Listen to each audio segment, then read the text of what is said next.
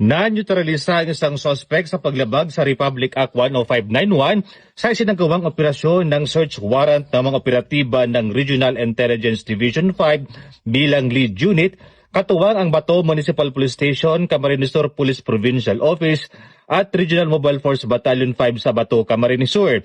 Isinagawa ng pinagsanib na puwersa ang pagpapatupad ng isang legal na search warrant para sa paglabag sa Republic Act 10591 o ang Comprehensive Firearms and Ammunition Regulation Act nang tumanggi ang sospek na papasukin ang mga otoridad at salip ay nagpapatok ng baril laban sa papalapit ng mga alagad ng batas. Dahil sa agarang banta sa kanilang buhay, napilitan ang mga operatiba na gumamit ng kinakailangan at naayon na puwersa na humantong sa armadong engkwentro. Sa palitan ng putok, tinamaan ng bala ang sospek sa itaas na bahagi ng kanyang katawan na naging sanhi ng kanyang pagkakaneutralisa. Na-recover sa pinangyarihan ang isang unit ng kalibre 45 na baril na pinaniniwala ang ginamit ng sospek sa naturang engkwentro.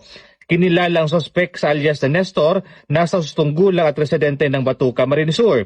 Pinuri ni Police Brigadier General Erosito N. Miranda, Regional Director ng Pro-5 ang mga operatiba sa kanilang mabilis at maayos na koordinadong pagtugon.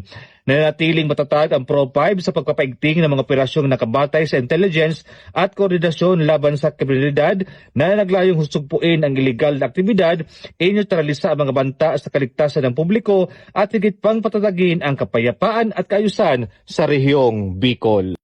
Mula dito sa Legazpi City, Albay, ako po si Police Staff Sergeant Mark Polito P. Lovendino Jr.